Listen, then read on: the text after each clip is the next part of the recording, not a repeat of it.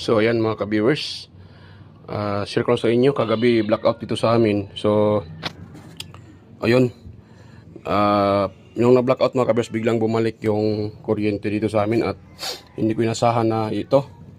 Yan nasunog yung aming junction box. Yan. So sunog na sunog mga ka-viewers, buti ay nakita namin kaagad. Yun. So hindi ko akalain masunog siya dahil sa tagal, sa ilang years na itong connection na to nasusunog at wala namang ibang gamit namin kagabi, wala namang mabibigat na mga ka-viewers kasi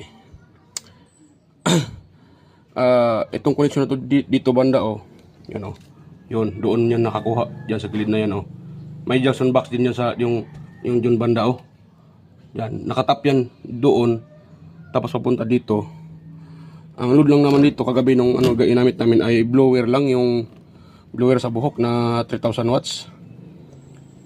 Yan, so bigla nag-blackout at pagbalik, so nagtaka ako dahil may gumaganon. So nung nagsabi yung namin yung anak ko na umapoy daw yun dito. So nung magtingin namin sa umapoy talaga mga ka-viewers, ito umusok siya. Ang yun yan, so nakita ko na umusok siya. So ang ginagawa ko ay inu-off ko na lang yung pinaka plangka namin dahil yung gamit naman namin ay hindi breaker. Yung dati pa yung tinatawag sa Bisaya plangka. So inu-off ko na lang yung plangka para mawalan dito ng connection at binuhusan ko ng tubig. Yan, so buti ay na siya mga ka-viewers, naagapan at hindi nasunog tong bahay namin dahil pa naman to light materials mga ka-viewers ayan, light materials sa mga ka-viewers. Naku, muntik na sanang masunog, tsaka plywood lang to. Pag hindi na agapan sigurado sunog talagang bahay. So ang ginawa ko naman dito for the meantime para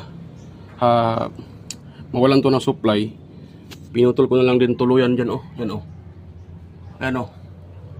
yung wire yung wire yung wire na yun so ito pinutol ko dyan malapit sa may junction box.